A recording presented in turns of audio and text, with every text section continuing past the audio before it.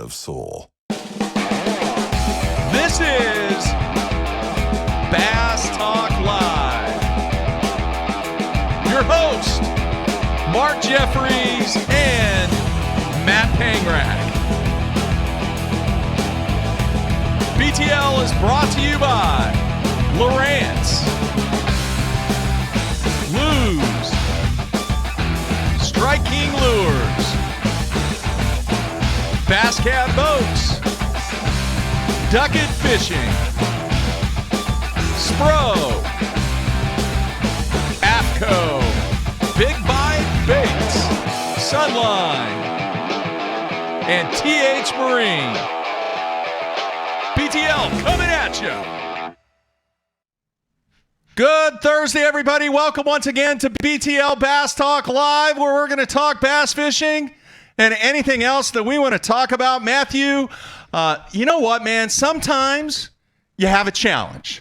Sometimes you just kind of fight through the challenge. Like picking out the same shirt 2 days in a row. That is not what I have done. All right, I have no issue during the first break going into the house and grabbing the shirt that I wore yesterday in the dirty laundry to prove to you that I am not wearing the same shirt as yesterday. I feel like it's incredibly similar. It's not even close. Your wardrobe is kind of like Carol Baskin's wardrobe, except instead of cat prints, you have horizontally striped Nike polos. Yeah, all right, we're going to have a good show today. We're going to have the SUNLINE Hotline show, and we already have somebody on the line already, man. That was a really good zing that I just had, and you just I'm brushed it off. I'm way beyond that. All right, yesterday we had Brad Hallman on the show. In case you haven't seen it, go back, watch it. Debuted what bait, Matthew? The BFE, the best flipper ever, his new plastic. Yeah, very cool stuff. We actually spent some time yesterday on Lake Thunderbird here in Oklahoma, what I coin Dirty Bird. That's your favorite lake in the state, It's just right? a mud hole. It's your favorite lake in the state, No, right? it's not. Anyway, all we did was we tried to see if we could find some fish that were on the beds. We spent the majority of the afternoon trying to find a few fish here and there. We found 3. We caught 2. But the enjoyment of spending all that time on the lake with Bradley, I've said it before, anytime you spend time on the water with him, you're going to learn something. Him or anybody, but him being the angler that he is, dude, it's just a plethora of knowledge that you can gain from spending time with him on the water. Yes. Totally agree. Yeah. How much time have you spent with him? I have spent a lot less time in the boat with Brad than I have like on lakes that he's on. Where I've spent a lot of time with Brad is when and during the Costas, he is big about when things are not flowing. What are you smiling at? Just stuff on the instant feedback. It's pretty funny. About what? Oh, it's all in reference to me. What is it? About my shirt. What does it say?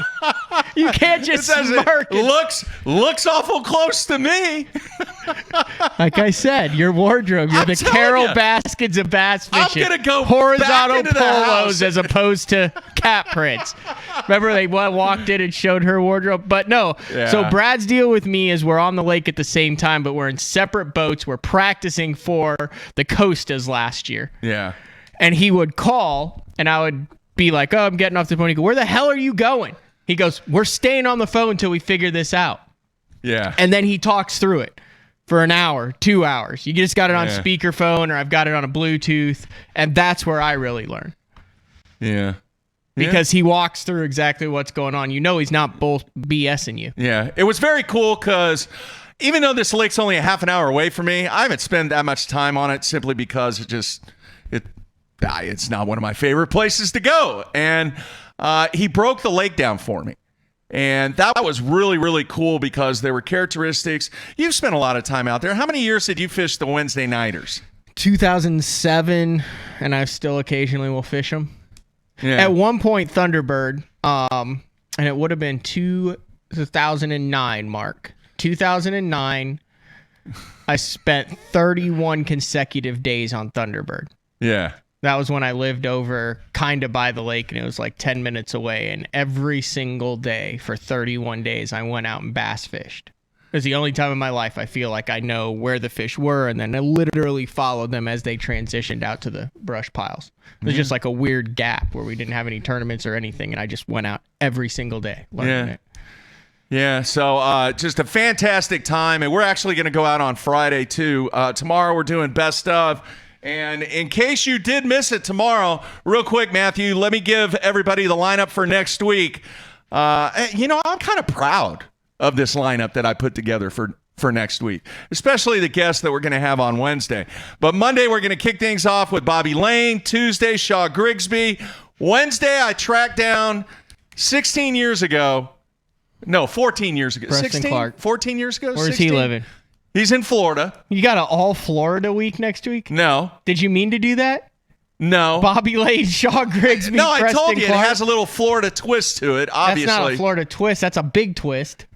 Well, the guy that we're having on with it. Thursday is definitely not a Florida guy, but it spent an enormous amount of time. Would you go with Gussie?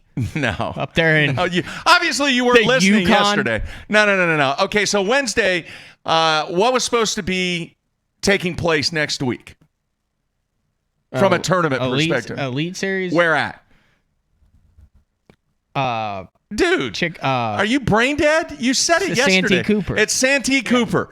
So I thought it would be really, really cool to track down Preston Clark. Yeah, you said that. He lives in Florida now. He lives in Florida now. We just went over that. I'm trying to reinforce and let everybody know what we're doing next week. He was the Beef O'Brady's guy. He was. No longer. No. Fishes tournaments locally a little bit, but we're going to go back and we're going to relive what that week was like when he caught how many 100 pounds of bass? I think it was a little under that, wasn't it? No, it was over 100. Was? I think it was over 100. It's a great tournament. I remember that. Yeah, because he broke the record. He broke some kind of record. Anyway, so Preston Clark on Wednesday, and then Thursday, Denny Brower. Yeah. Right. So great week next week. And let's do this, man. We already have a phone call, and this guy's been hanging on for a long time. Could be a girl. Mm-hmm. I shouldn't say guy because it could be a girl. Listener. That's a fan. Neutral. Well, they don't have to be a fan to call in. They definitely could just be hater. a viewer or a listener. Could be a hater. All right, so let's go to the phones, make sure we got everything dialed in there. Hey, who is this? Good morning, Mark and Matt. Can you guys hear me? Perfectly. Yes, who is this? Oh, wonderful. Well, it's a longtime listener, Nenad Eric Markowitz from the Great White North in Canada. Wow. Nice. Have you literally been on hold for like 18 minutes? 32 minutes and 27 seconds to be exact. 32 minutes. I gotta give it up You to him, should send him something just for that, Mark. I agree. Do we have a... I'll find something. Okay. Yeah. Don't worry. It's all good, guys. Thanks for the great show. Hats off to you guys for keeping us entertained during this crisis that we're going through here with COVID-19, obviously across the world.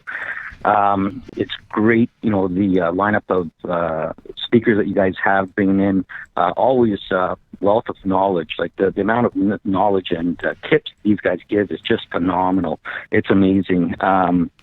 So hats off to you guys. Matt, I got to give you credit. You tee up a few good ones there with Jeffrey's shirt about him voting for that guy off the Tiger King. That was amazing.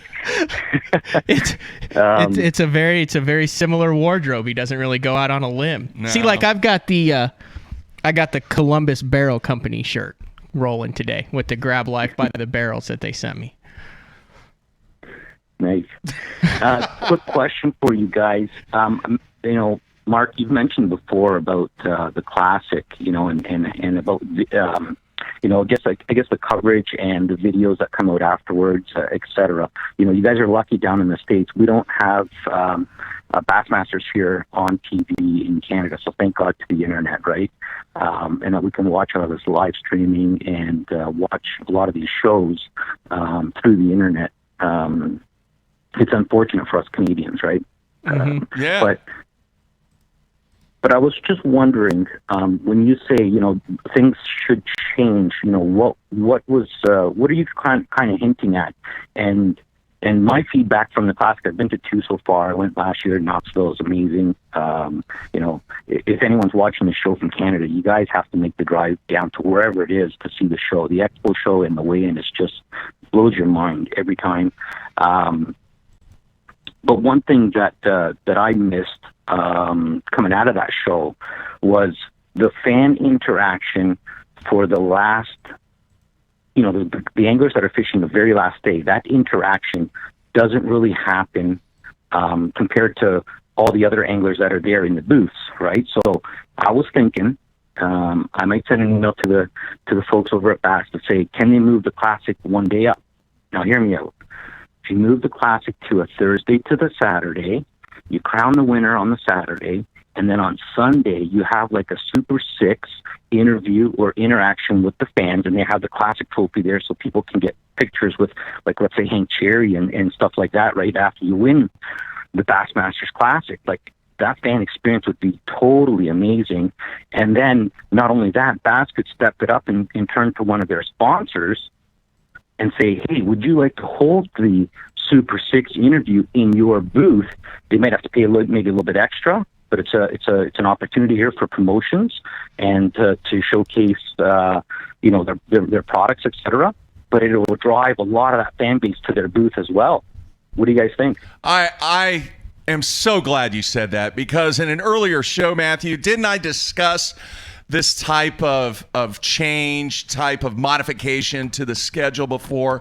I think your idea is really, really good, because I think the fans, the sponsors, and the anglers all win from that situation of having it end on Saturday and then making it a total fan, sponsor, angler interaction thing on Sunday. Now, having said that, with everything that's going on in the world now, and let's hope that we get back to normality, to where this situation could exist, that we're not all walking around the convention floor or the expo floor with masks on, and if we get back to normality, I love the concept. I think you're dead on. Now, let me address something, because I got quite a few emails from the show yesterday about my comments about the Classic television show. Mm-hmm. Now, I know you mentioned that you don't see the television show in Canada, but what I was referencing, right, took nothing away from the production people,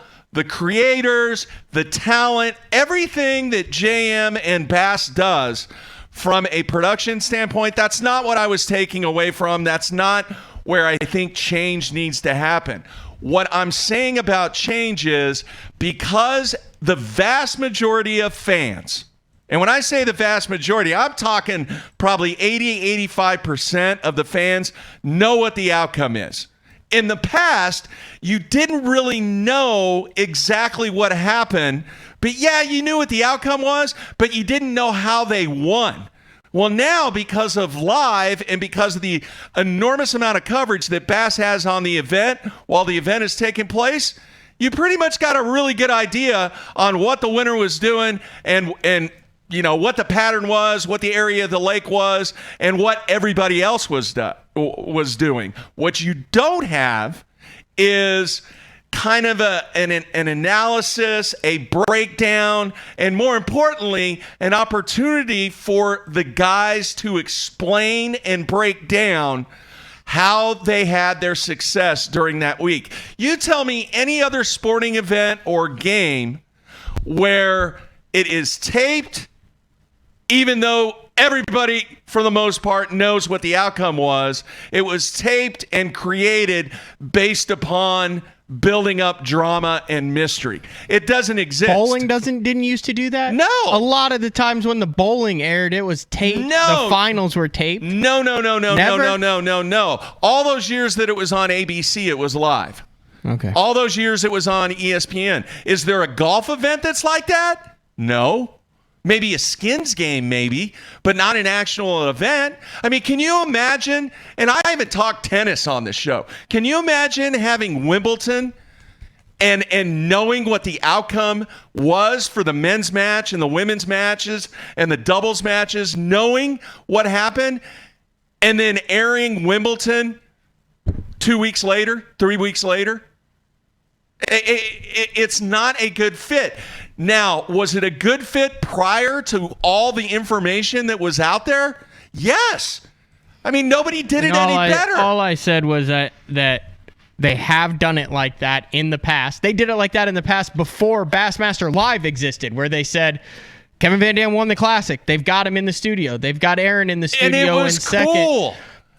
It was Me so personally, good. I prefer, even though I know that Hank Cherry won and Todd Otten made a run and all this stuff happened and Stetson Blaylock, and I know who the top 5 are and how it went down because I was there and I covered it. Yeah. I prefer to digest that material in a chronological order instead of this, oh, here they are, here they won, and then you go back through the highlights. I like to watch it, even though I know, as if it is produced as if I don't know. So do you do that in any other sport? Would you do that in any other sport? No, but it's then very unique because any other sport doesn't last 4 days long, 8+ hours a day outside of golf. Wimbledon does. Bowling does. Right, but that's on the World Series does. But that's on it's 7 network games. TV, and people care about it more than this. No, the general public. That's what I said. The general public cares more about it. It's a minority, dude. Dude. What are your thoughts? What are your thoughts? Am I off base on this? Is he still there? Yeah, I'm here. Sorry, I didn't know if you were asking me. Yeah, I'm asking answer. You. Yes. Well, you gotta be honest. You're not gonna offend us. Who's right here? I think the fan interaction, was great. I think they need to maybe step it up one other way. And again, it is to bring those, with all the live stream, we've seen everything. We had TVs at the expo show. We could see everything that was going on live, right? So I think maybe the next thing is to bring, like I said, bring that Classic winner to the show and allow the fans to interact with them. Our opportunity now to interact with Hank Cherry, I was in the media, in the media rooms, etc., with you guys, right? You know what I mean? We got to interact with Hank Cherry, talk to him, shake his hand, and all that kind of stuff. But really, the fans out there, right? You know what I mean? For bass and for bass fishing, I think to take it to the next level, I think they have to look at a couple of different avenues here, like Mark was saying, right? Yeah. From a production standpoint, I think, Matt, you're right. You still need to produce the show to try and attract new people. I agree from that perspective. You do need to attract new people and play it so that, if somebody didn't know the outcome, they watched it, they can still, understand or tune in a lot more easily, I guess, and know what the outcome will be at the end of the show. But it's a tough thing, right? It is a tough thing. But let me ask you this question. As a fan, now you made a statement that I am intrigued with, because so many people in this game over the years trying to capture that audience that is the non-bass fishing audience. All right. That has been a daunting task. That is what Major League Fishing's trying to do. That's what Bass is trying to do. Everybody's trying to capture people from the ocean rather than the people that they have in the pond. Then why already. Aren't you going off on MLF that produced 8 shows of stuff that had 35 hours? BS, the stuff that's airing now, the 2019 season that's airing on 2020 for the BPT that had 50 freaking hours of coverage for every week. Dude, you know apples who wins and oranges. that? How is that apples and oranges? Because you are talking about the most prestigious bass fishing event in the industry. So you're saying nobody watched the Classic. BPT live stream, so it's okay to have a show done where you already know the outcome. That's not what I'm saying. But since everybody watched a Classic, it's not okay to do the show like you don't know how to. That's literally what you just said. That is not what I said. That is a totally different business model from the perspective of that's what the sponsors want with the MLF model. Well, maybe this is what the sponsors want with the Bassmaster Classic TV model. It could be. Why are you not trying to reach the same people that MLF is trying to reach with Bass? Bass except with their Classic, because it's going to be on a network where a lot of people who don't know about fishing have that network on. So if you already know who won, you're going to be less incentive to watch it than if maybe you get hooked because it's on an ESPN2 and it's on somewhere where you don't have to actually seek it out on like an outdoor network or anything. It's even worse. That's not even the same thing. It's not exactly even the same thing. I don't know why you're on this rant. It doesn't. I am not on a rant. I'm trying to make it better for all three parties involved. I understand where you're coming from with it. I'm just saying, I don't know if it makes it better. I think it's just a different perspective that you're offering, but I would venture to say that the majority like to watch it chronologically as if people don't know what's happening. And if you're going to say that it's time to change that, then MLF's whole model won't work, because they either film everything months in freaking advance to where now it doesn't matter. Like, heck, I don't know about the dang cups. Is there a cup going on now? Who won the other cups? Hell if I know. It was filmed a year ago. It's not relevant. But you're not saying anything about that. You don't know who won. Right, and I don't know who won the two that have already aired. You don't know who won. Did Wheeler win one of them? Who won one of them? Dude, that's not the same thing. It's exactly the same thing. Oh, if you're going to talk about how filming it and putting it out later, it is not then the same you got to thing. do the same thing with MLS. It's not the same thing. Because how is it not the same thing? Because when those cup events are going on, they have no idea. We as fans have no idea who won. It's a professional event that's filmed that you said is not done in any other sport. That's not what I am saying. What I am saying is with the Classic, you know what the outcome is based upon the amount of awesome, great, massive amount of coverage that exists because of the live coverage. And the BPT regular season had, what was it, 8 times 6, 48 hours of live coverage for every single stage, and now they're producing the events on TV like you don't know who won? No, they're not. Yes, they are. They are not. No? No. So when the TV show comes out, it says who's the winner is right at the start? No, it does not. All right? It does not. That is not what I'm talking about. Do you know who wins with the cup events? No. No, you do not. All right? That is the primary function of their television product. Is the cups and the championship. Do you know who wins the championship? No. That's the point I'm trying to make. All right? That point right there. This is the greatest event in this sport. All right. The other thing is you have what? 500,000 Bass members? 500,000? Is that right? No, that number goes up and down? What they say. Look, the fans of the game, all right, the vast majority of people know who won the Bassmaster Classic. All right. The only point that I was trying to make is if you're going to produce that show in that manner, make it a little bit more interactive with the principals. Like I told you, you haven't seen it yet, man, and you can't really format a platform to plead your case when you haven't watched it. Well, I've seen everyone from 2002 through 2019 multiple times. Here's the other thing, and I'll give them the benefit of the doubt. From a production standpoint, from an availability standpoint, I think they have free reign during a Bassmaster Classic to get whatever they want whenever they want. If they wanted Hank Cherry after day one to talk about in detail what he did on day one, I feel very confident that the production crew could have gotten that done. All right? I hear you. But when the production came out and the show came out, it wrapped up. It was just like, hey, all right, your day one leader, Hank Cherry, boom, the show's done. I actually, for the first time ever, pulled up the YouTube. I could get on YouTube, and then I can pause it, and I can pull up, and Marty Price wants to say, do they hate each other? No, I don't hate them. No, we like each other. Anyway, man. What are your thoughts? To wrap it up, you get the last word. Your point, hang on, I want to tell him one thing. Your point of the fan, the sponsor, and the angler's interaction is really, really, really good, and I think you're dead on to something there. What are your thoughts? Thanks, guys. I really appreciate having me on and everything. I think we've gone on a lot about it. You know, like obviously you're going to get a lot of comments back from people on the show, etc. Let's see what Bass does. You know, it's going to be interesting as well to see what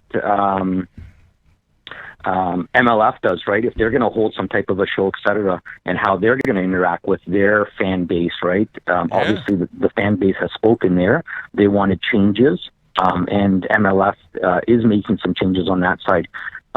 You know, I don't know if the fan base on Bass is as big.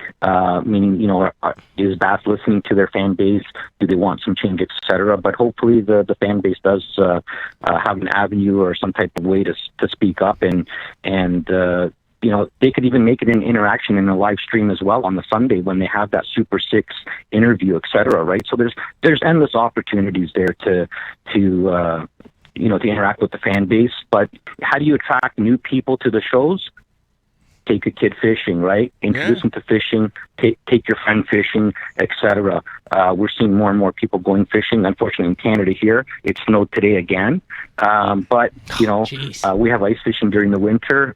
The lakes are thawing out now. You know, some guys have gotten out for crappie, etc. But take a friend or a kid fishing, you know, and have fun and introduce them to fishing. That's the only way we're going to build that fan base and get more people interested. All right, dead on. Great call, man. Great call. All right, you take care, guys. man. All right, see ya. Thanks. Bye.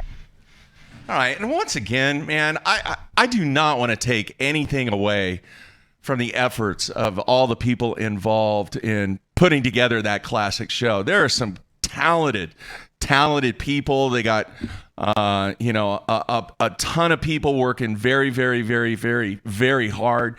I just think that maybe the fans are wanting a different perspective from the television show. And you know what? I could be wrong, but that's the beauty of this show, and that's kind of how I roll, and that's kind of the way I see it. And Matt, no, we don't hate each other. Most of the time. Most of the time. All right, let's go back to the phones. Who is this? Hi, this is Logan from Fayetteville, Arkansas. Logan, what's on your mind today, man?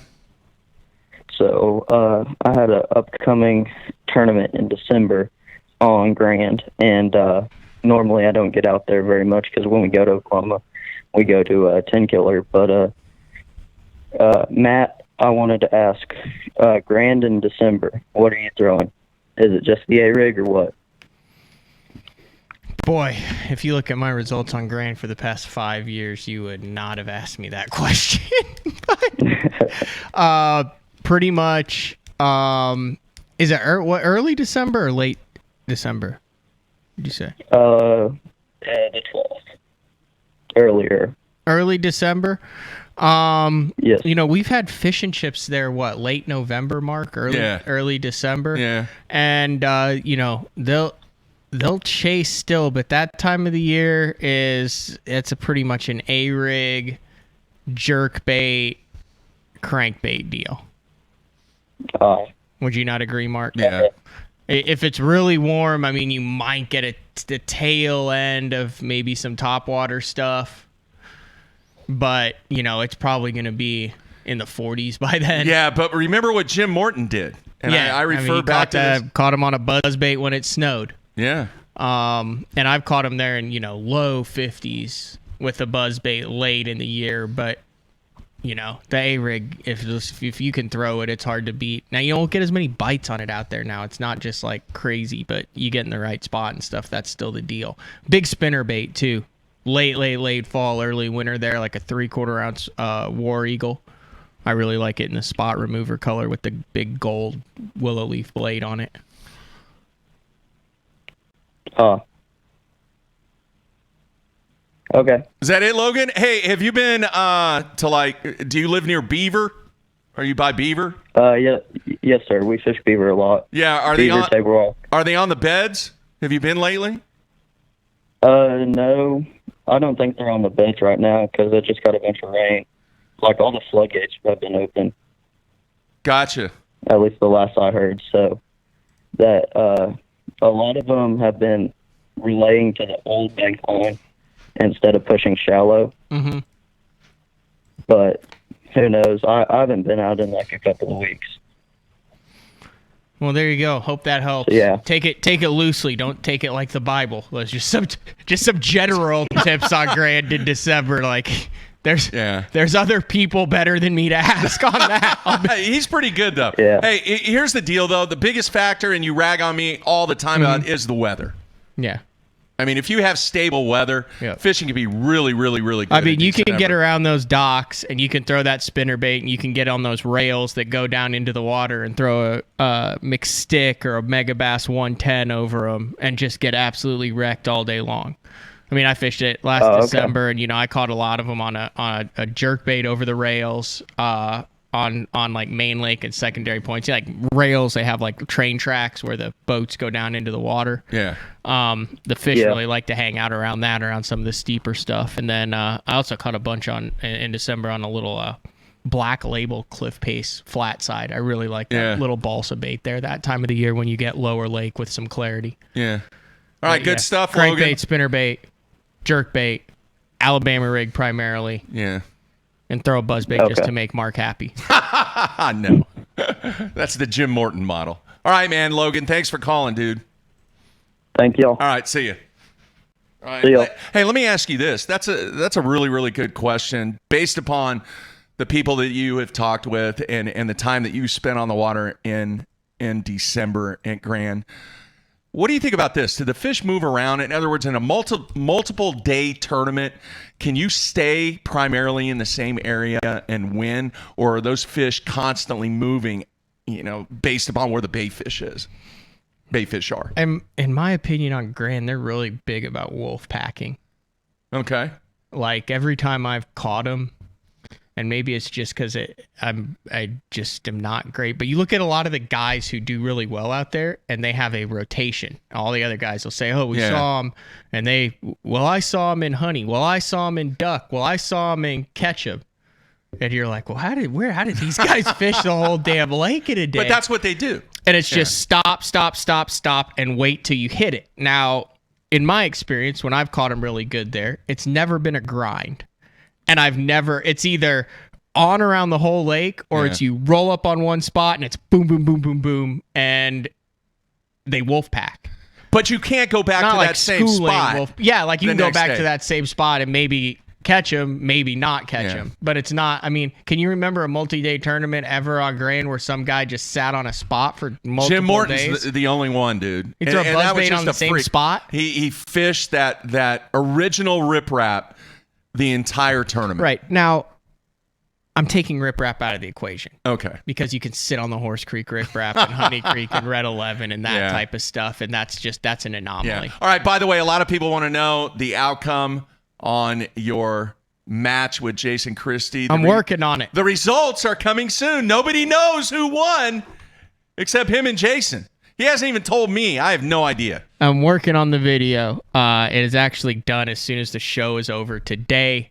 I am going to upload it and get it on the YouTubes, the BTL YouTube. It's probably going to end up being about 40 minutes long. Very cool. And it was a battle, kind of. Yeah. I haven't seen it, was folks. Fun. He has been over in his little editing bay corner, and he won't let me see it, and I don't want to see it because what I set it at, 18-1. Who knows? All right, we'll see. All right, let's go. Let's go back to the phones. Hey, who is this? This is Hunter from Huntington, West Virginia. Hunter, what's on your mind today, man? Well, I've got two things. One, I agree with Matt on the whole, I want it in a chronological order where it gets drama. My two most, not hated, but the two I disliked shows of all time for the Elite Series was the early 2014 ones where they went with Bobby Lane the whole time and they went with Brett Hite, and you knew who was going to win both those tournaments. Okay. Point taken, man. But that's just me. And the other thing is, what do you all think of tournaments going to the fall if we do get to move it to the fall here this year? You want to go first, Matt? I love it. I think it's great. I think you're going to see a resurgence of some guys who you're like, oh, they're over the hill. They won't catch them anymore. They can't hang with the young guys. And I think if you go to the fall, you're going to see some guys who used to really drill them in the 80s, 90s, early 2000s that haven't been able to actually ply their craft recently because they haven't had that opportunity to throw a trap, cover water, throw a buzz bait, fish schooling fish, late fall transition fish. I think you're going to see a lot of guys who used to catch them, who we don't think catch them anymore, catch them again if we go to the fall. Here's another thing, too. All the guests that we've had on recently, I have asked that question. Have we had a single guy say, no, I don't want to fish in the fall. I hate fishing in the fall. They all want to fish in the fall. Yep. They love even fishing the hunters. in the fall. Yes. Even the hunters. So I think it would be great. Even Swindle said he wanted to. Yes. Yep. Yes. So I think it'd be a good thing. I kind of think that it might help some of the junk fishermen like a Swindle, because the fall you catch some on a buzzbait, then you catch some on a crank, and then you catch some on a jerkbait, and it's just you move around so much, all that sort of stuff, and it would just be kind of interesting to see that, since we haven't seen it in 15 years, 16 years. Yep. Yeah, I agree 100%, man. Have you been fishing in West Virginia? Oh yeah, I live on the Ohio, but I haven't fished the Ohio in damn near a year. You only fish it whenever there's a big tournament or whatever. But don't you have a lake there that's full of muskie? So we got quite a few lakes that have muskie. There's one near me that's East Lynn, and probably the one you're thinking of is Stonewall. Yep. And that's 2.5 hours away from me. It's the best bass lake in the state. It was catch and release for, 25 years, and then they, 5 or 6 years ago, took it away from catch and release. You can it's kind of a slot limit. You can only keep one over 18 or whatever, and then everything else has to be 12 to 17 and 15 16ths. So, that's cool stuff. But the lakes that we live around right here, they're tough. I mean, you win. Like last summer, the lake that my father and I won on, the biggest bag all year was 16-12, and we caught that on June 15th or something like that. And and we won 4 other ones last summer, and it took less than 10 pounds in every single one of those. It's rough. We live in a tough part of the country. Yep. Yeah. All right, man. Appreciate you calling in, Hunter. All right. Thank you. All right. See ya. Andy from Indiana brings up a great point. He said, Matt, did you at least prepare yourself with a Sharpie to sign the bill for Jason? I will say this, and hopefully it'll be out today. There was a signed bill at the end of this challenge. Really? Yes. What denomination? It was a 20. Okay. Not 100. We put 100 on it. But okay. Someone was nice. You were nice, huh? Or Jason was nice. One of us was nice and opted for a signed note, a signed $20 bill. Okay. Instead of exchanging the 100. All right. Hopefully the thing's coming out today, folks. I'm tired of the tease and the suspense. So get to work after the show, get it done, and get it out there. All right, let's go back to the phones. Hey, who is this? Hey, this is Joseph from Henderson, North Carolina. Joseph, what's on your mind, man? Hey, so I wanted to ask during the show with Dean Rojas, so one of my biggest issues with fishing is when I walk into a bait store and I go to the creature bait section and I see all the different types of creature baits. I guess a thing I'm asking is, what's a tip or two to distinguish between all the different types of creature baits, when to use them, just kind of along the lines of that. Matt, you go first. Yeah. Here's what I'll say. Let's shove this question for Bobby Lane, who actually has designed creature baits. It is one of the best flippers in the world. So instead of trying to answer that question, I think we ask Bobby Lane. Now, I know as a general rule of thumb, creature baits, warmer water, more action, cooler water, less action. And then, let's just ask Bobby. Yeah, let's ask Bobby. Here, I'm going to throw this in, and you tell me if both of you guys agree or disagree with this. Quite honestly, it goes back to the confidence word. Yeah.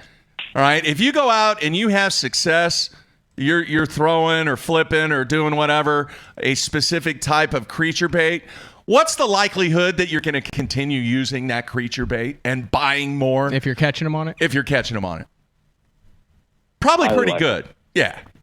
Yeah. So I think a lot of it has to do with confidence and obviously the direction that a lot of the guys like a Bobby Lane give you out there to where you buy one of them and then you go out. And you know what? If you go out and you catch them, it's going to be confidence for you and you're probably going to end up buying some more. We could get technical answer from Bobby Lane, because there are reasons, and Brad would have been a great one to take this too, because there are reasons as far as straight fall or glide or spiral or flappy or not flappy. That's what we went into that, all those things with Brad and his BFE bait coming out with Big Bite Baits. But yeah, let's save that one for Mr. Lane. Good question though, man. Yeah, guys. Big fan of you guys' show. I appreciate everything you guys do. All right, man. Thank you. All right. Yeah, that's a Bobby Lane. That's a professional question. Yeah, that's not us. All right, let's see here. But do you agree with the whole confidence thing? Dude, yeah, no, 100%. Yeah. All right, let's do this. Let's go back to the phones. Hey, who is this? Hey, this is Joe in Louisiana. How are y'all doing? Joe, doing well, man. What's on your mind? Hey, I wanted to revisit the Bassmaster Classic stuff. Sure. Just give you my thoughts. Sure. Yeah, I really the way I like it. I like the traditional way that Bass always did the deal where you don't know who won, and the reason why. People like us that fish tournaments and stuff, we know who won, because we watch it on the computer and stuff. But there's so many fishermen that I know that are not members of Bass. Half of them are crappie fishermen, and they like to tune in and watch the Classic. That's a great point. I think for them it would. For them it would be, I agree. I agree with that statement. I'm not going to argue with that statement, but I think in the masses that I think that those people are the minority. All right. Do you agree or disagree with that? Well, I don't know.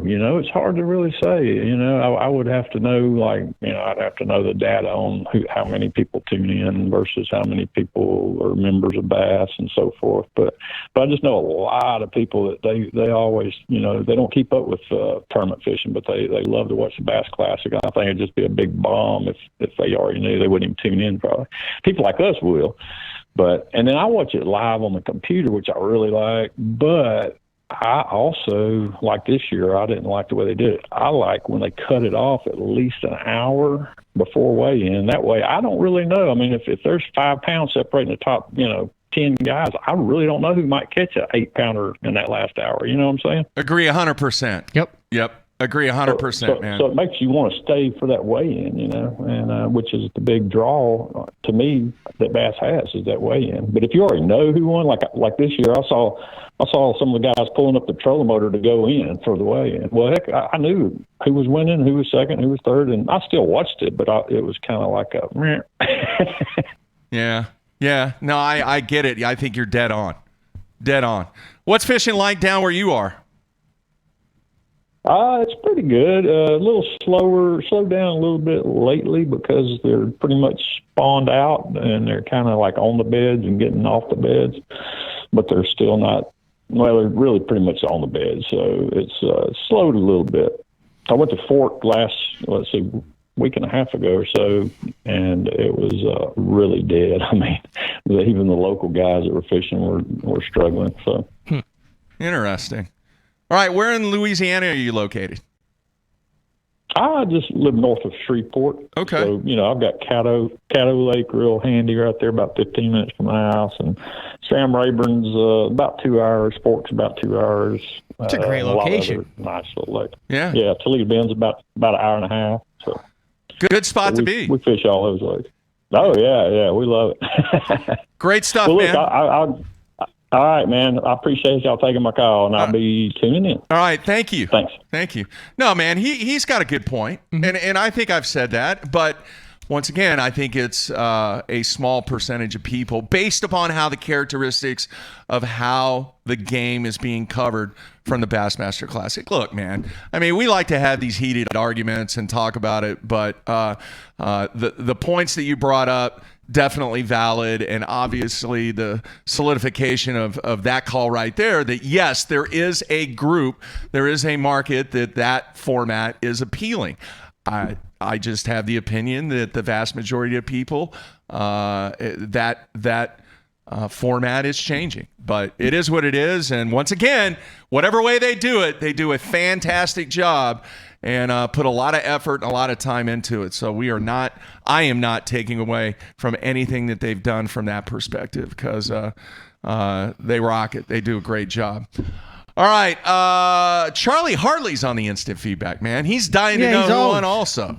He's always on the instant feedback. Yeah. He watches the shows. He goes down there. He watches the shows. He fishes, and then he watches like the Florida Outdoor Sportsman show. Loves that show. Yeah. Right. That's like his daily routine. Hey, Charlie, if you want to call in, man, call in. We love to hear from you. I haven't talked to Charlie for a while. Hasn't he co-hosted the show before? He was the other guy who co-hosted it besides Dean. Yeah. That's a short list. Yeah. What, Brad, Dean, Charlie Hartley, who else? Kenyon. Kenyon did it one time. Pro-wise, who else has done it? I think that's it. I really do. I mean, you throw Kent Brown in. He did it, I think, has Terry done it a couple times back in the day? Yeah, that was a long time ago. Yeah.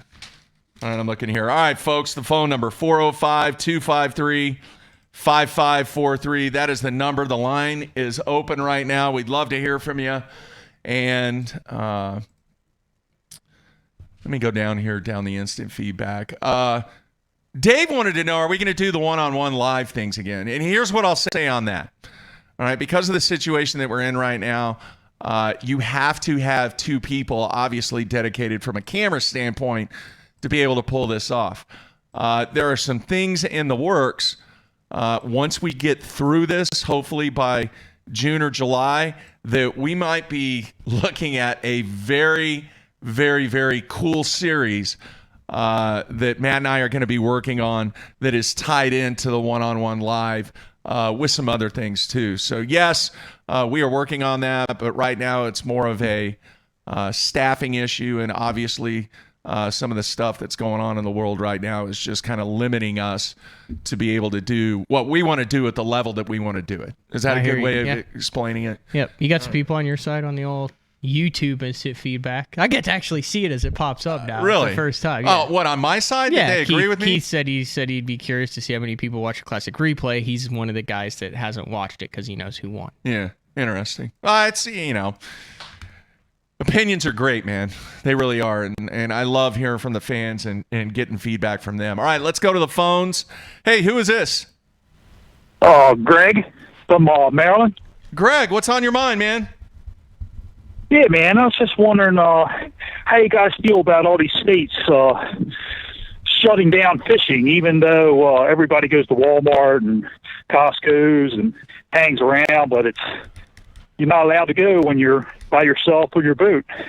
Because in Maryland, we got a shutdown order, and we got a clause here that you can only go out if you're fishing for sustenance, food.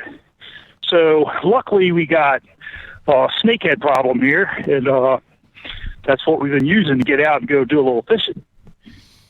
But then our DNR put out another post saying that catch and release is forbidden, and you got to keep what you get. But of course, myself and everybody else, we're releasing our bass, but we kept a few snakeheads. So I think it's kind of overreaching, but everybody's doing their part, being safe. But I think a lot of these states are being overreaching. What do you guys think about that? Matt, you want to go first? Well, I just start. If you noticed, Travis Manson from Smallmouth Crush went out. Look at the size of that one. He went out on the Chesapeake Bay. And his caption... Yeah, I fished the same water. Yeah, his caption was, "I harvested one today." which I thought was pretty funny. But yeah, I mean... You can't talk about this without getting into the politics thing, but I know that they've had an issue in some states with the people in ski boats and pontoon boats rafting together and partying on beaches, and islands and stuff like that, and that needs to be shut down. It's a shame if the fishing gets lumped into that group. Listen, I've been going fishing a lot for the past 2 weeks, and if you watch any of the videos that I've done, the videos that I have coming out, been very conscientious of when I get gas, where I get gas, about being ready to where I don't have to go into the gas station. And then when you get to the ramp, you either wait, you don't touch the handrails. I mean, I legitimately am conscious about it. And yesterday versus Jason Christie, I was within 6 feet of 3 people the entire day. Daylight to dark, basically. So is there any need for this stuff to be practically shut down when you're responsible and safe about it? No. I mean, you're the safest spot you could ever be out in the water about it. It's not like the stuff's going to float down the main channel and infect you. But does it can you see someone who doesn't fish at all?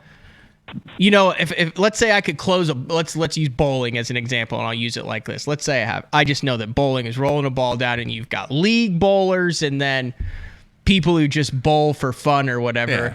And the league bowlers are all known, and then you just are saying, well, when people bowl for fun, they use a bowl that the balls and the balls are dirty and could have it and stuff, so they shut down all of bowling for no reason, just because I don't understand the difference between any of it. Well, if you're putting boating as boating, I could understand it.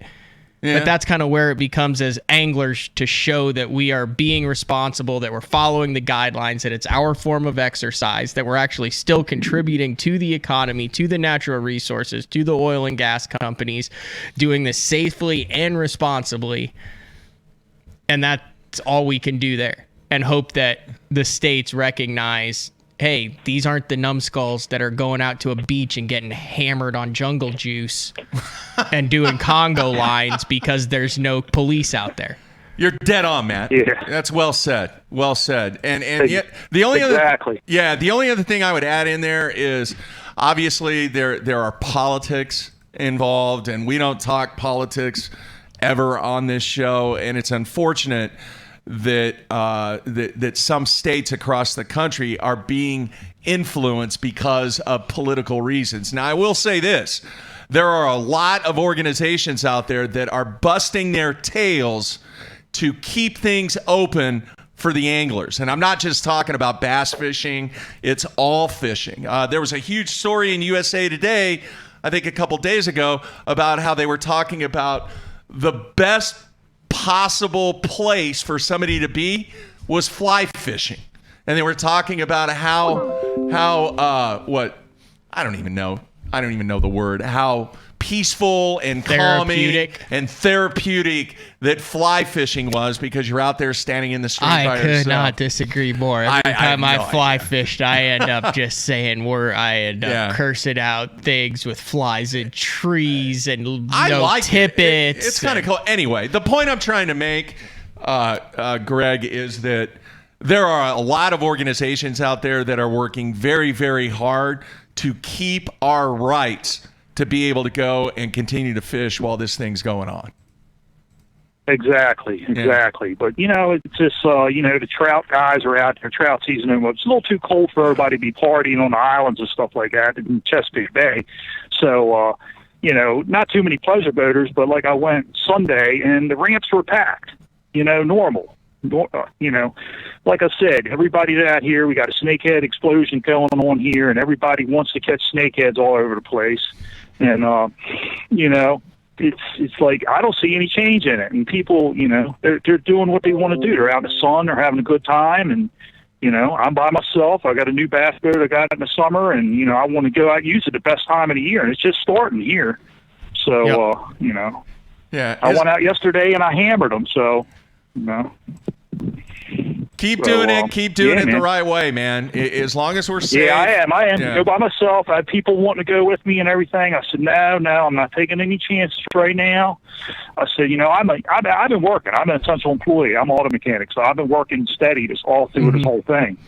And, it was 78 degrees yesterday, and I got to get out a little early, and, I had some fun and, got some food for the table, and I had a good time. Very nice. You know who you sound like? You sound like Pete Glusick on the show. He really does. That's funny. That would be like someone telling us we all sound like Blake Shelton just because we're from Oklahoma. No, he sounds like he does. Listen to Pete and then listen to Greg. Yeah. All right, man. We appreciate you calling in, man. Okay, I appreciate it. Love the show, guys. I'll keep listening, man. All right, Thank you. Thanks, man. All right. Let's see here. Were you supposed to get some jigs from River Rat? Yeah, send me Did you get 'em? some swim jigs to actually. They're at Brock's right now. I'll have to stop and grab them on the way back. Yeah. So you haven't seen them then? No. Once I pop them open, I'll bring them in. Very nice. All right, let's go back to the phones. Hey, who is this? Hi, it's Michael in Shawnee, Oklahoma. Oh, Oklahoma, man. What's up? Yeah. Hey, Matt. How we doing? Mark, how you doing? Doing good. Hey, so, you know that battle that you did yesterday, it brought to mind, Mark, you love topwater fishing and Carolina rig fishing. Would you rather battle, say, somebody like Jimmy Houston with the spook, or somebody like Paul Elias with a Carolina rig? Man. That's a great question. Yeah. Either one. I think I would rather battle Jimmy because, one, Jimmy being Jimmy, but two, the fact that you're throwing a spook all day long. That would be a cool deal to go down to his pond or his lake and just throw a spook all day long and see who wins. You should do it on Texoma. Texoma would be you good only too. get one lure. Yeah. Just one lure. Just a Zara spook all day. But I bet Matt didn't throw one lure all day yesterday. I mean, he didn't throw that Ned rig all day. You'll have to wait and see. It's coming out. I was trying to think. I'll run through the baits that I threw yesterday. I threw a Ned rig. I threw an 8-inch lizard. Nice. I threw a finesse jig. I threw a DT6. I threw a square bill. I threw a 3/4 ounce spinner bait. What else did I throw? Jeez. I thought Uchi was really clear. It was pretty dirty. It's pretty dirty. Was it? Yeah, I threw a bunch of different stuff. I should have picked up a jerk bait, and I never tied one on. Could have been a mistake. I told you numerous times the largest 5-fish limit I've ever seen in Oklahoma came out of that lake in the month of December. And I didn't really throw a swim bait either. It probably wasn't clear enough, was it? I didn't feel comfortable with it. Yeah. I should have. And I should have definitely thrown a jerk bait though. Yeah. So, since you're in Shawnee, what is it, Shawnee Twin Lakes? Those things have any... shut down. Are they? They shut them down? Yeah, they're shut down. Really? Yeah, I actually went up to Thunderbird yesterday after work, and we saw you guys. I guess you're getting ready to put it on the trailer, but that place was a jungle. Yeah, it was. Literally 1,000 people there, I guarantee it. And every place we wanted to go look for bedfish, there was already 2 boats. So, I mean, we went to some new places, but I'm kind of surprised you guys even found 2 on the bed, or 3, or whatever you said it was. Yeah, you could barely see them, but you could see them, and they were really, really, really spooky. I think, you know. So what about Arbuckle? You guys go to Arbuckle? Did you see them on the bed there? That may happen tomorrow, but okay. Well, I thought you said that you'd already been. Well, I went 2 weeks ago. Yeah, when it was high and colored. Yeah, I didn't see anything. Yeah. Yeah, it's been muddy everywhere. Everywhere in Oklahoma is muddy. I haven't caught a bedfish yet, except Elmer Thomas. Have you ever been there? What about? I have, but it's closed too. No, it was still all the open. Lawton lakes are closed. It was still open. They just closed them. I think Monday or Tuesday. Wow. What about 10 Killer, Matt? It's high. Muddy? You can go back and watch Jason Christie live streamed yesterday from there for like 3 hours. It's pretty muddy. It was high and muddy. He had an orange. Now I don't know where he was on the lake, but his spinnerbait had an orange kicker on it. If that tells you anything. So he was probably looking for muddy water, but I was thinking, you had Carl Jacobson, how you say it? Jacobson, if you're Jeffries. They convinced me to buy one of those new Glidus. Yeah, take it out to 10 Killer. Yeah, I was going to take it out to 10 Killer. Yep. Go south of Chicken Creek. Rock bluffs, transitions. It's and if you've got 3 or 4 foot of visibility, I tell you, that was the first time ever I took my first jointed glide bait was a Gancraft 178 SS, I think is called. And I went to the bluff straight across from Chicken Creek, and it was clear, and I had talked to the guys about how to do it, and I remember like on my third cast, where that's at. Like on my third cast, I fire this thing down this ledge, and I'm sitting in like 30 foot, and you see the drop in the rock ledge, and I pull up a school of like 25 spotted bass, and they are all behind this single glide bait, like mesmerized by it. Now, not giants, pound and a half, pound to 3 pounders, but it was all of them, and you couldn't catch them any other way. It was eerie. And I just remember I was by myself, and I just remember thinking, oh my God, what is this bait? Like, I did not know a bait existed that had that much drawing power to it. And since then, I have seen a lot of big ones out there at 10 Killer. You get about a month and a half. I try to get out there 2 or 3 times a year doing it. But, I mean, I've never caught a big bag doing it.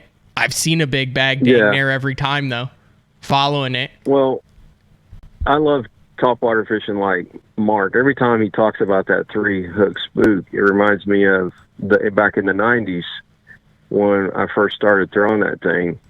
And Braid first came out, and I was at Thunderbird, actually, and I finally got a bite. And I had a stiff rod, and I set the hook with that braid, and it snapped that rod right in the middle of the All-Star. But the spook, the 3-hook spook, those are hard to find. And I think this glide bait thing will be just as exciting to me to watch the fish come out and just smoke it, Anyway. All right, great show, guys. I appreciate all you're doing, especially with all the 5-day shows. I listened to everyone on iTunes, but it just so happened I didn't have a meeting this morning, so I thought I'd give it a shot. And good show, guys. Appreciate it. Thanks. I have one more question for you. Have you been to Okemah? Is it still open? Absolutely. I've been 3-4 times already, and it was open 2 weeks ago. The fish were already shallow. It's muddy, but we caught probably 7 in the spawn. It's in various phases, and a lot of them would just pick up the jig and just let go of, grab the pincher or whatever. Mm-hmm. And because we were fishing a jig, but yeah, it was close whenever we were there a couple of weeks ago. As far as I know, it's still open. Okay. All right, man. Appreciate it. Hey, good show, guys. Thanks. All right. Thanks, man. Take care. You like Okemah, Matthew? I've never figured it out. Really? No. It's a cool lake. It's a cool lake. I mean, I've caught some out there, but my Okemah experience consists of just flipping water willow. Like, just randomly going around the entire rim of the lake flipping water willow. The North Lake or the South Lake? Both. Both of them? Both. Okay. Yeah. It's all the same to me. The North one is shallower. Yeah. But it's rimmed with water willow, and when they get in there, that's one of the places I've thrown a swim jig before with little success. It's a cool lake. Catch cool one lake. or two. All right, let's go back to the phones. Hey, who is this? Hey, it's Peter in Michigan. How you guys doing? Good. How are you doing, Peter? Good, man. What's on your mind? Hey, I was surprised that you guys, I think it was the Zaldane show, where you guys didn't or hadn't heard of that fishing uphill. Yeah, fishing for the ambush and stuff. I mean, obviously, I had heard of changing angles. I was just amazed at how often Chris said he did it. Yeah. Yeah, there was years ago, I think it's the Big Bass Zone with Bill Simontel. Yep. He does a video where he explains that and talks about how the surface of the water is actually like a hard spot. So as it's coming in shallower, bass pin it with the surface of the water, and as the bottom is coming up, it's just shrinking that escape route for a bait fish. And then he also says how shadows do that, and he has, I don't know, I haven't checked to see if it's still there, but he also had a video where he stood on the shore, the sun was behind him, So his shadow was probably extended about, I don't know, 8-10 feet out in the water. And he was actually catching fish in his shadow because of that concept. Wow. Huh. That's interesting. Yeah. Yeah, it's I pretty. need to it's check pretty, that you out. watch That's it, got to it's be like- an older video, isn't it? Yeah. It's probably, last time I've seen it was probably, 5-6 years ago at least. And it was old. It was an old video then.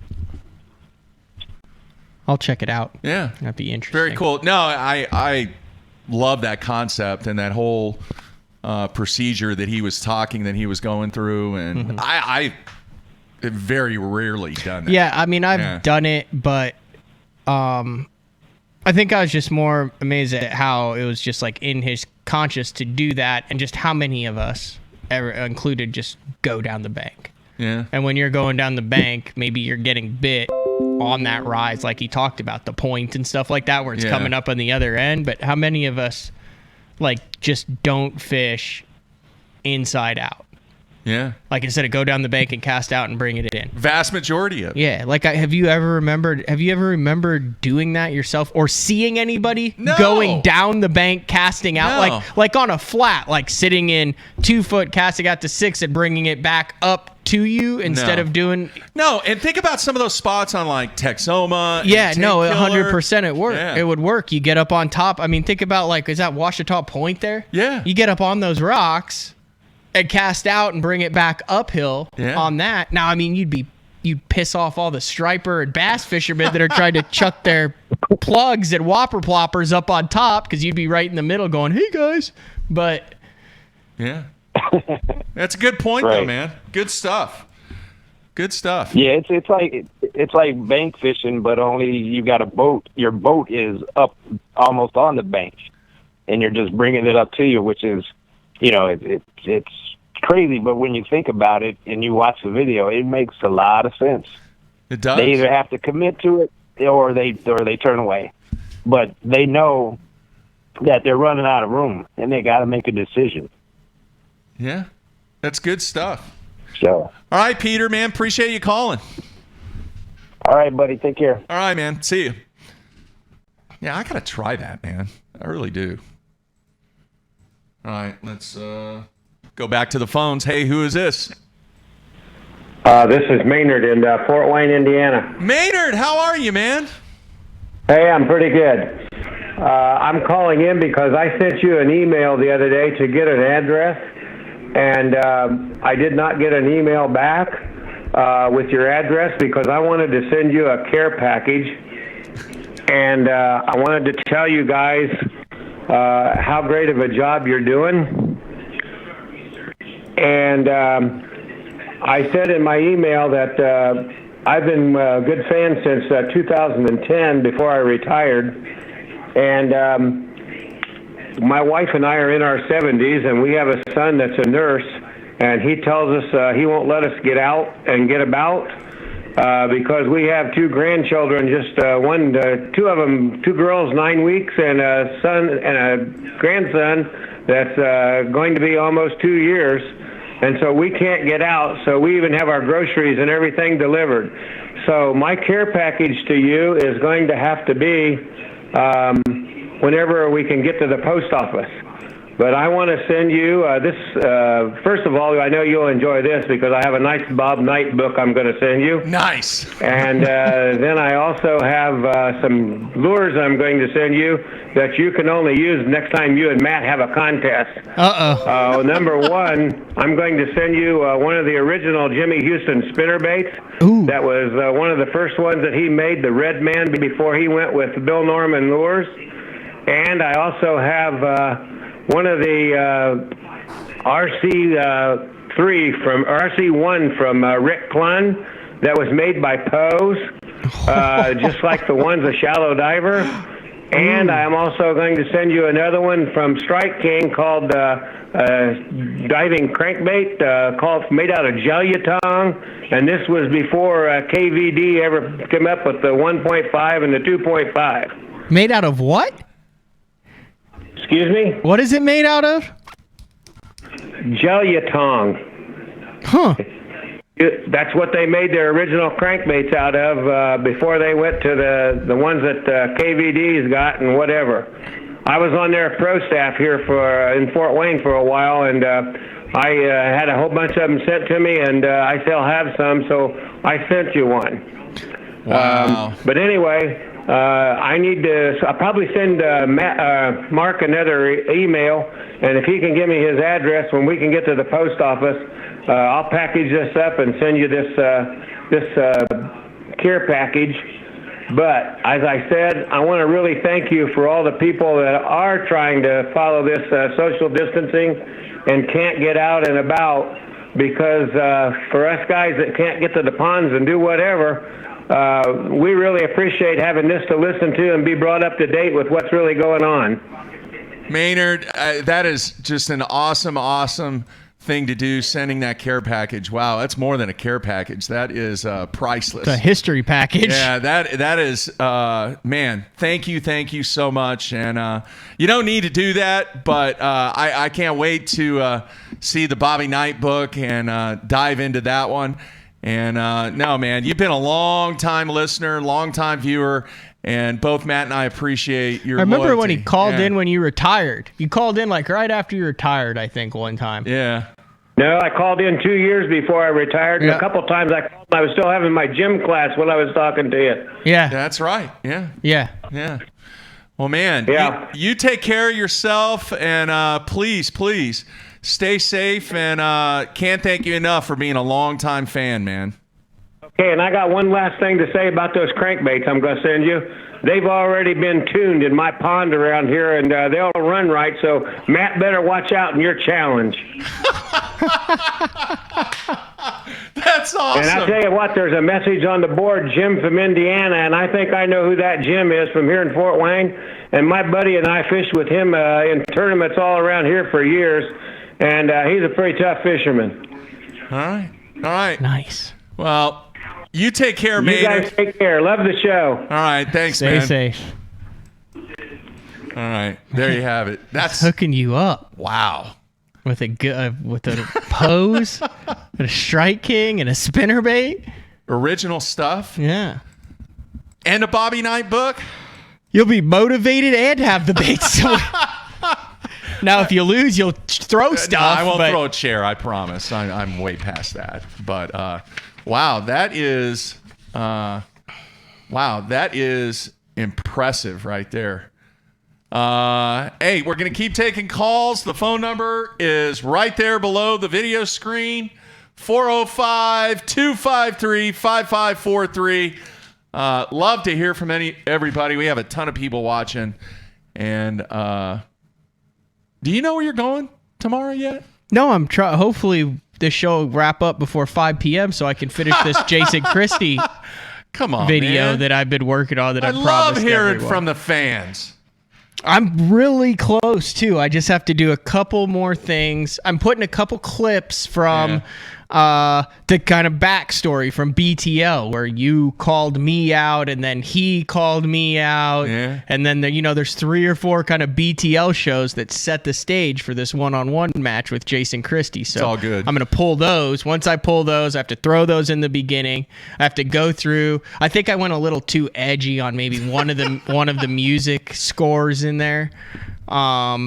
It matched too much. Man. Like the beat hit right when Christie just mauled a giant.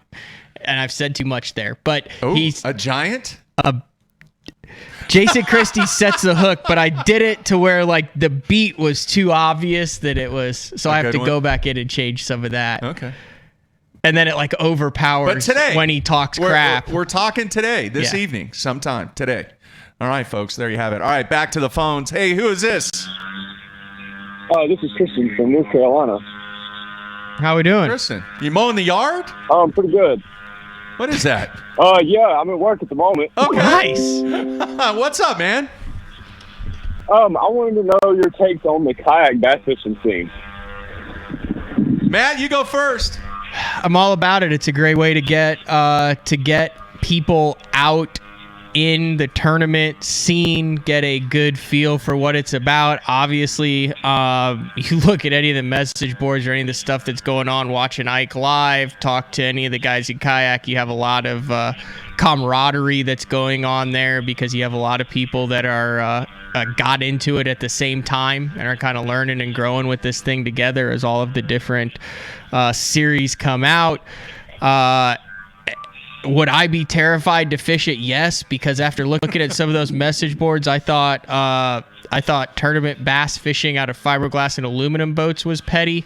Man, they will rip you a new one on the kayak threads about anything. Yeah. I mean, it's no joke. They take it seriously, as a lot of people should, obviously, because you're weighing fish and sending in pictures and things like that. But yeah, I think it's great. Do I think that it's comparable? Do I think that you can compare it? Do I think a great bass fisherman at the elite series level would be good in a kayak, and a great kayak fisherman could compete on the elite series? I've said this before. I think it's like the difference between baseball and softball.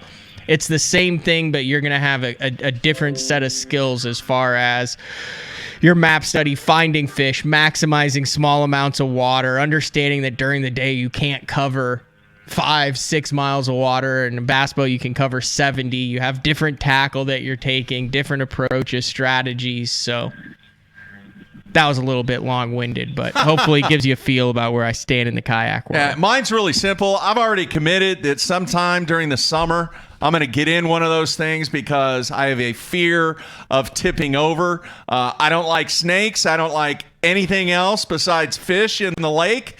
And we'll see what happens. But I think it's great. I think it's a very economical way for people to get introduced and have some fun and, become exposed to the game of bass fishing. So can't wait. I've had people, Matthew sent me videos on how stable some of these are. I've also had some videos sent to me of guys tipping them over and not having their rods strapped in and everything. Like I said, you could have someone send you a highlight video of people doing Greg Louganis's out of fiberglass boats off the front deck. No, I know. But I think it's cool. I think it is a very, very tight-knit kind of community at the same time. But I think it's very, very cool.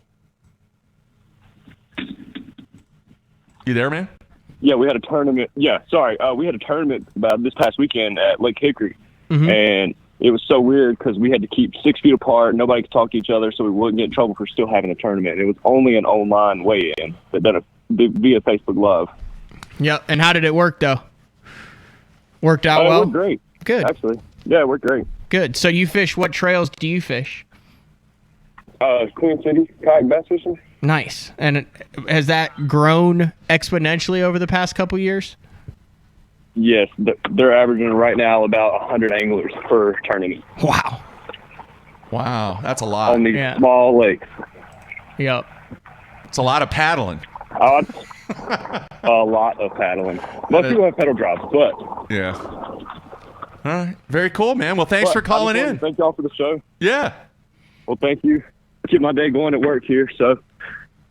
All right, man. Take care. Be safe. All right, you too. All right, see you. Yeah, kayaks, man. They're savage. I feel like a lot of times they're just angry because they went out and they paddled all day. It didn't catch anything. They didn't catch anything. They get home, they get on the message boards and just go ham. Yeah. How often does this happen, Matt? Where you go out and you have, well, for you it's probably different, but have you ever went out and had just a really, really bad day from a catching standpoint? This is when you're fun fishing. I'm not talking about a tournament. But at the same time, on that drive home, you're like, I didn't catch anything, but damn, I still had a really, really good time. Does that happen? Yeah, all the time. It happens to me all the time because I don't catch that much. Yeah. I mean, just the value of out there trying to figure things out. Well, the fact of the matter is, if you're on the water learning, in my opinion, there are two ways you really learn in this sport and make quantum leaps ahead. And one is by really, really, really being on them. Yeah. Like fishing something new on a lake where, I mean, you could pretty much get bit on anything, but you're gaining confidence. You're learning about a technique, about a lure, and you're really getting, you know, like a Ray Scott pond, Jimmy Houston pond scenario, or you find the right stretch. And then the other thing is really, really sucking for long periods of time because you're forced to analyze it, try new things, try different spots. That's one of the reasons, one of the things I like to go by myself when I'm trying to figure something out or practice is because I don't care what you say. When you got someone with you, you want them to catch fish and have a good time. You don't want to look to them and be like, well, I'm going to go off on a wild goose chase for 4 hours because it's something in my head and it might or might not work, but you can just sit there and twiddle your thumbs while I chase this freaking rainbow. Yeah. And when you're by yourself and you're not catching them and it's not working out, I mean, I've ended up by myself way down a rabbit hole before. Like 5-6 hours doing this stuff, you know, 10XDs, the spoons, all just the stuff that, like, you know, guys catch them on, the Ben Parker spoons, but you don't have the confidence in yet. Yeah. And it's totally fine to go out and suck for multiple days doing that until you actually figure it out. I was like that with a jigging spoon. Like, I knew everyone caught them. It's the easiest bait in the world, but it, you know, until you get out there over 50 foot and jig and catch them on it, like I didn't catch them for a long time on it. Yeah, the thrill of trying to figure things out, I think, is part of the reason why people continue to come back. I know that's the way it is for me. It's kind of like golf. You know, you go out, you shoot. If you're a decent golfer and you shoot 79, well, you're right on that threshold of, man, I could have shot 72 if I didn't have 2 bad holes. Or if you're in the 90s and then you shoot in the 80s and you're like, man, I can get down into the 70s. It just keeps you coming back, and then you balloon up to 105 and you go, what the heck happened? So it's figuring it out. That's part of why I like this game. All right, let's go back to the phones. Hey, who is this? Hey, this is Blake from Georgia. How y'all doing? Blake, doing good, man. What's on your mind? Hey, I listened a couple of weeks back, and before all the COVID-19 virus was, you know, a big thing, and y'all were talking about the overlap in scheduling for the major fishing organizations, Bass and FLW. And I was wondering, you had mentioned like a roundtable discussion where like all the you know, the tournament directors from Bass and FLW got around and were able to, you know, just try and schedule where they're not on top of each other. Now that, you know, you've got a lot of rescheduling going on, do you think that might be a possibility? Honestly, I think these guys are going to get in whatever they can get in when they get in. And hell, it wouldn't surprise me to see a Toyota Series, an Elite Series, an Open, and an MLF on the same lake on the same weekend right now. Yeah, I agree with Matt. That's not going to happen, but it's unfortunate, even with everything taking place. I just think that there are too many silo agendas in place to where they're mainly concerned about what's going on in their domain. Yeah, you're just trying to get as many of these things in and as safely as possible logistically, where you've got a weigh-in trailer there and people there at the same time. And I think then you're looking into 2022 now before you do it, because you have to understand a lot of these people had contracts with cities and communities and grant dollars that had to be spent to bring them into the community, and they try to roll it over into next year if you can't. You see what I'm saying? There's so much stuff in play here. Yeah. And then a lot of them have like festivals and everything scheduled for the fall and all that. And then certain lakes only have so many permits. So like, let's say you're in Oklahoma and you're a 200 boat team trail and you reschedule for October, but you get your permit because you got it when you rescheduled from the GRDA. And then the Toyota Series or all these other series that we're going to go there, it's like, oh, we can go here this weekend, but all the permits are taken because they only give out so many for each lake. It's going to be a cluster It's going to be a real cluster this fall, and that's assuming everything gets back to normal and we are fishing like we should. Yeah, here I'm going to say something that could I foresee it taking place on down the road? I would say the chances are much, much, much better maybe in 2023, 2024, but it's going to be something that it's going to be really hard to do. I just think there's too many agendas that are taking place. Unless, and I've said this before, unless the sponsors say, hey, you need to get this worked out with the other organization, if they're a sponsor of both organizations, all right? Because it works out better for them when they don't have overlap. So I don't know, man. We'll see. That is a daunting task. Yeah, it is. And one more thing I was going to run by you. I'm a BFL angler in the Bulldog division, and supposedly our next tournament is on May 9th, and I'm kind of doubtful that's going to happen. And judging by the email we got from FLW, as far as they have gone out with the postponement is the first week of May, and this would be the immediate weekend following that. What do you guys foresee? No clue. Yeah, I have no idea. No idea, man. I mean, and you have some people out there in the mass media, CNN, Fox, CNBC, all these people that think that they know. And quite honestly, the most intelligent person in the medical era of viruses doesn't know. Here's what I'll say, though, about the organizations holding the tournaments. Particularly FLW, which you remember was just purchased by MLF, expanded to 7 series, expanded the BFLs, reduced the entry fees, have a tour that's on hold here, and didn't have title sponsors for any of these till a very late in the game. Right, Mark? Mm-hmm. So odds are those title sponsors probably didn't pay millions and millions and millions of dollars and have a battle over who was going to title sponsor it. Fair assessment? With about how late in the game they were all announced with the new purchase? Yeah.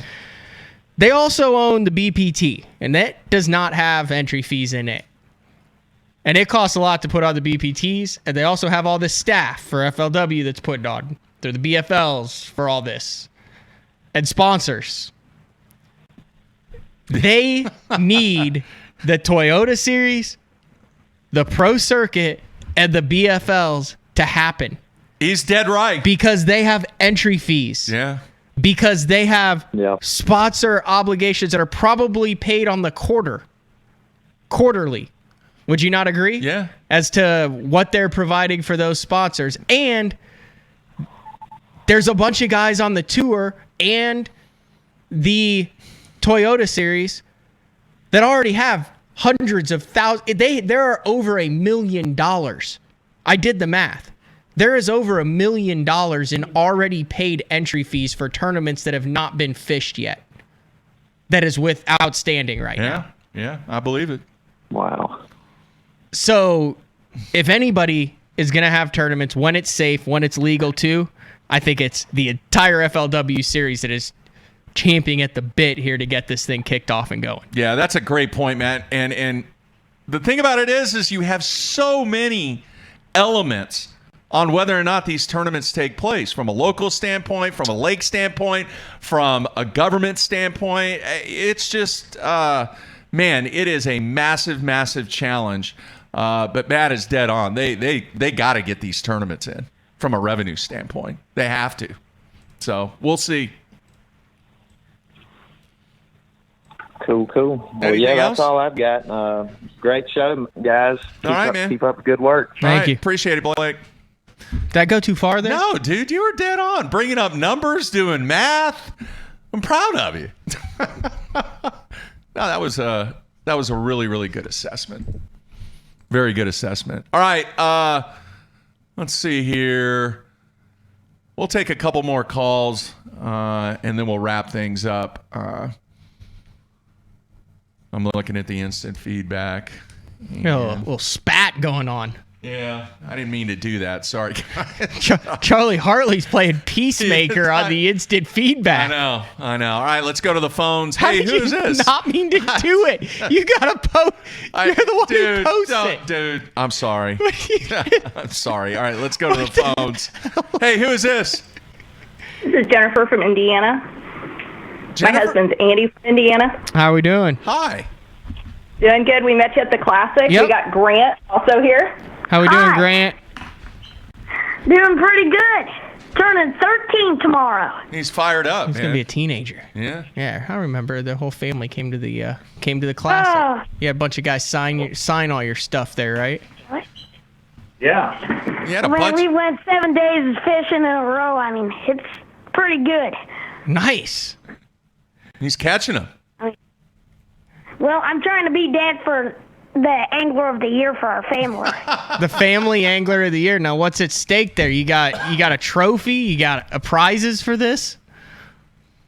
It's a plaque. You got a family That's plaque impressive. for the angler of the year. Yeah, and I won in 2018. Oh. Did he win in 2019? No, I didn't win in 2019. Oh. Mom doesn't even have a chance. Well, I have 198 and Dad has 209 so far. Oh, wait. So you guys actually have a point system for the family angler of the year? No, that's fish count. Oh, fish count. What's the fish count again? I have 198 fish and Dad has 209. How many does Mom have?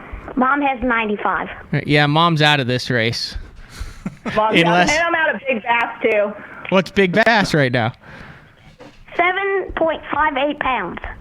So are these like fish or are these bass that you're counting?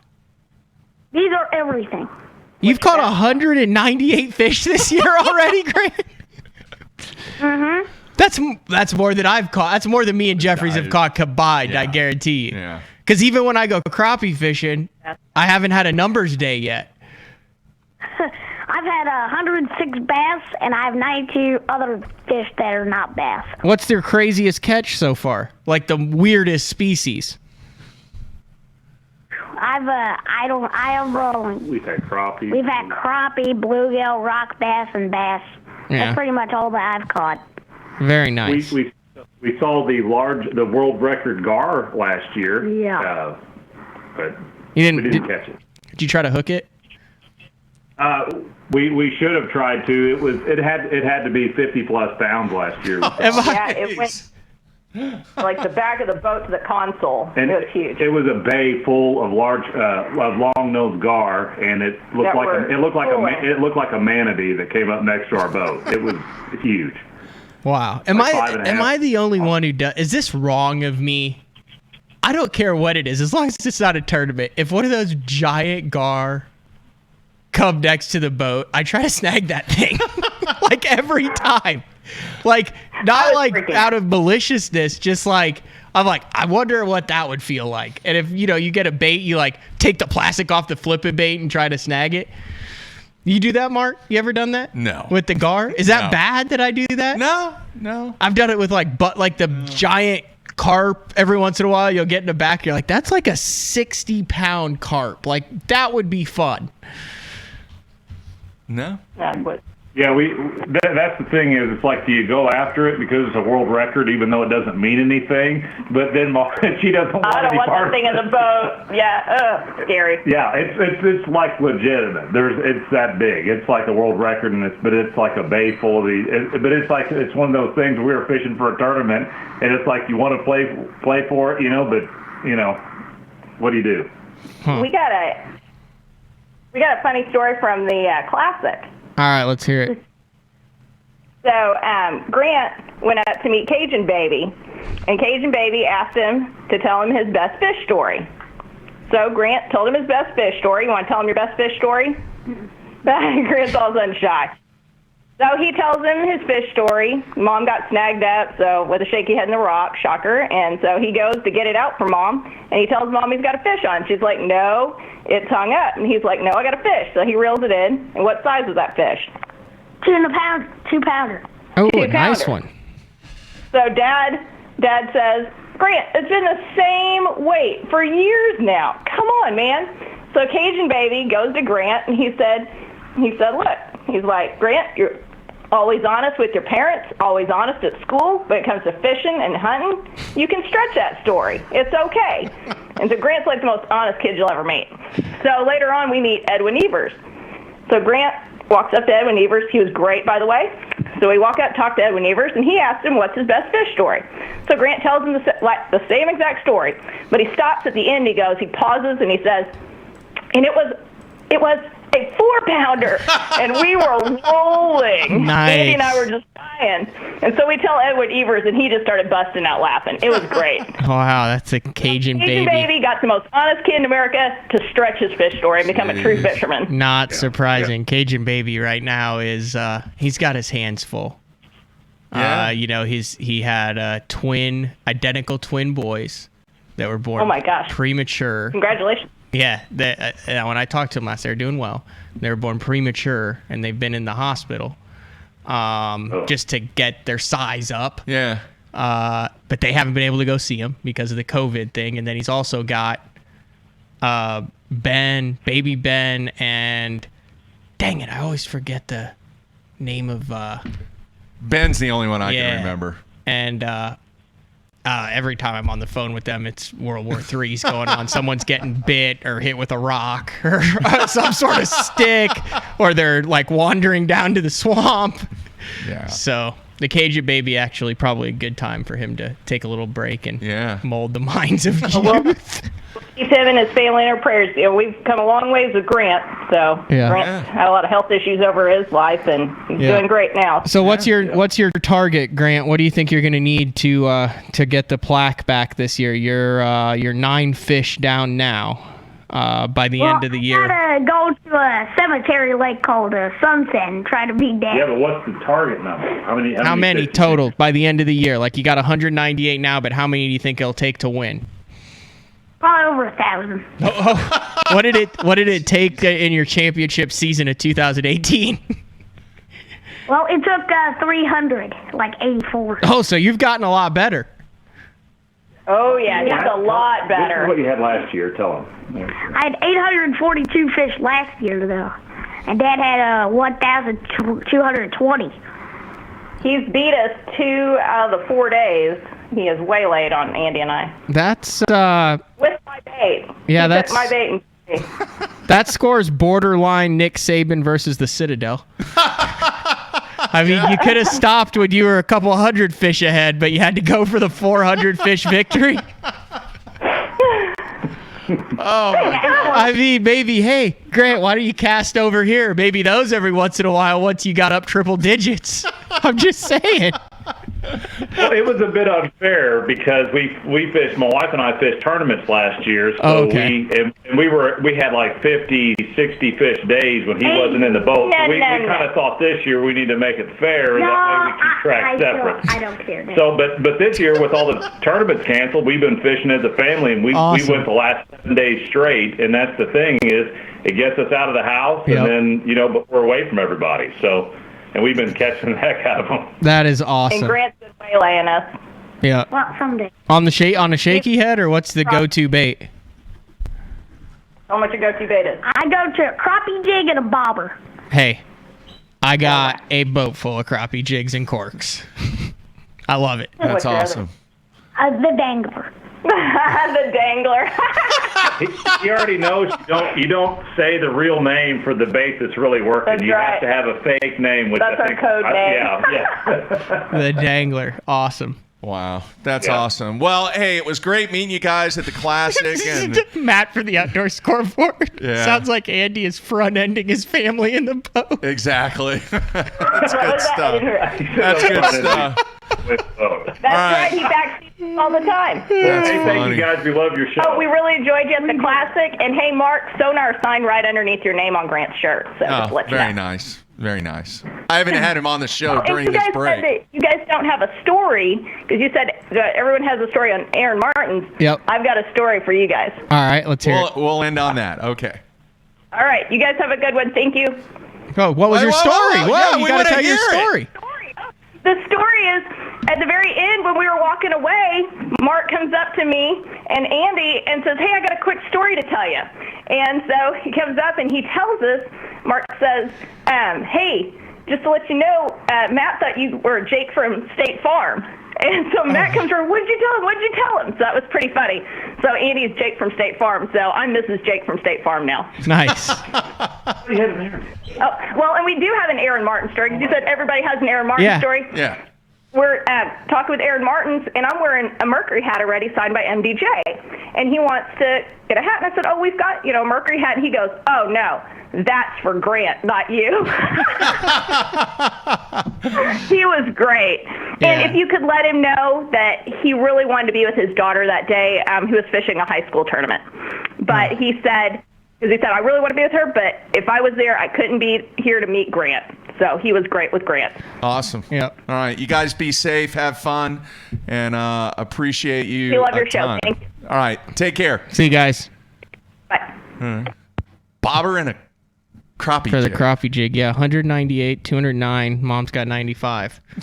That's fun, though, at the end of every day. That is cool. I remember That when is I really cool. would go to Canada with my mom and dad, and, we'd troll for walleye. Mom would have a little score sheet at the end of the day. We'd keep track of everything I caught, and then my dad had it in a book, so I went from when I was 3 until I was 16, 17.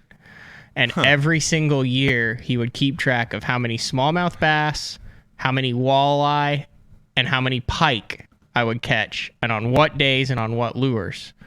And then you could go back through all the years and see like what your best days were and what you caught them on and all that stuff. I mean, at the time I would be like, I don't know, Dad, but we would always keep track of, this was a really, remember 93, that was a great smallmouth year. Yeah. One of those deals. So. Yeah. Have you ever done the fly-in thing? Alaska. I mean, I've done like the ultimate fly-in I thing, remember like that. where it's like float planes and helicopters to get there, and then there's no one there, and you trade a fifth of whiskey for a boat that doesn't work with a native, and get it for 3 days, and the only phone contact is, a emergency phone pack. You're packing heat too because of the bears, right? Yeah, and you could only bring certain amount of stuff. I mean, yeah, I've done like the ultimate fly-in. I've never done a Canadian fly-in. No, rainbow trout. Rainbow trout? Yeah. Huh. Big giant rainbow trout, knack. That would be Base cool. of the Aleutian Island That's a chains. bucket list thing for me. Not Alaska, but we doing actually passed, Canada. if you remember, Jeremy Wade in River Monsters when he, sensationalizes that. But they're talking about the big giant sturgeon in Lake Iliamna up in Alaska, and then Lake Clark. Those things are monstrous. Like I remember we flew around, like had to fly by Iliamna and Clark to get to where we were going in King Salmon, Alaska. Just my buddy, his dad and them owned Alaska West Air. Yeah. So I mean they use helicopters and planes like we use vehicles. Like it's no big deal to them. Yeah. Like I just paid for part of the gas and it was their trip up there, and they're private. It Was that the coolest trip you've been on? Probably. Not fish catching wise. I got my ass smoked by the dudes who were fly fishermen. Well, they do it all the time. Like they were mending this sculpin pattern, and I couldn't get it in the seam right. But it was actually an advantage to have it to where they could mend it over and get that little sculpin in the seam and just smoked them. But yeah, the coolest by far. I mean, there's no humans. There's 15 humans within 100 miles of you. Bears and antelope. Yeah, and it's deer weird. You and- get up there, there's like abandoned like Air Force base there in King Salmon and stuff. Nothing in it. Really? Yeah. And then there was like the dude from the grocery store was in the bar. Yeah. So you had to go in the bar and like yell the guy's name, and he's like, "Oh, that's me." And then you go over to the grocery store, and it's like, $18 for a 6-pack of Coke, and just crazy to get it up there. The guy we rented the boat from, his name was Fundine. He was also in the bar. It's cool stuff. All right. One more phone call, folks, and we will wrap up the SUNLINE Hotline show. Phone line is open right now, so let's take one more phone call. And once again, Tom in New York, dude, I'm sorry. You started this. I didn't mean to start the little spat. Well, that no, was I taken. technically started it by bringing it up. Yeah, I don't know. Maybe they had over here. Maybe they had lemon herb baked largemouth wrapped in foil. How do you know? Maybe it was a harvested fish. Maybe that fed the family for 2 days. Maybe they deheaded it, scaled it, gutted it, and grilled it on an open flame. That's totally legal. Wow. I was hoping Big Polly would call in. But maybe he is unable to call in. What's the phone number again? 405-253-5543. One more phone call. Had some great phone calls today. And love doing the SUNLINE hotline show. I was hoping to be done with the Christie stuff now, but we went on 2.5 hours again. Well, we had a delay. We had a rain delay. Well, I'm supposed to get back because I'm supposed to cook a steak tonight. I'm supposed to cook steaks. Dude, that is nighttime. But to properly cook them, you have to marinate them, season them, marinate them, and then smoke them for 2 hours. So I'm up against it because I like to make sure that you should have got up and done it this morning. Why didn't you do it this morning? Because they were still frozen. Oh. Are they going to be thawed out by the time you get home? Well, yeah, I'm going to get home at like 11 o'clock tonight. It's going to be midnight meat snacks. Now they will be. Wow. All right, I'm waiting. Maybe we won't have one more phone call. You think we're good? Yeah, we should have ended it on that last call. It was great. That was good. All right, let's we'll cue up the music and wrap this thing up. Folks, I want to let everybody know how much that we appreciate all those people that called in today. Great calls. And once again, I want to remind everybody, next week, Bobby Lane Monday, Shaw Grigsby Tuesday. What do we have on Wednesday? Oh, Preston Clark Wednesday. Jeez. See? That's just me being old, okay? And then Denny Brower on Thursday. So 4 shows next week, and then we'll do a best of on Friday. Once again, folks, it helps us out immensely if you go in and rate us and give us a review on iTunes. And then keep the comments coming. Subscribe to us on YouTube. Don't forget, tonight, 6 p.m. Central Time, go over to the Lowrance.com website. Check out what they're doing. They're doing a webinar tonight, and it's going to be very, very, very cool to where you can actually interact and as they focus on a number of products that they have going on. Remember, folks, they're the title sponsor of this show, and Lowrance is a very, very large part of what we do here on BTL. So show some appreciation toward Lowrance, because without them, this thing doesn't happen. So, Matthew, good luck with the video. Can't wait to see it, folks. It will launch hopefully this evening sometime or late afternoon, and then we will continue next week, man. So everybody out there, be safe. That's it. We're out of here.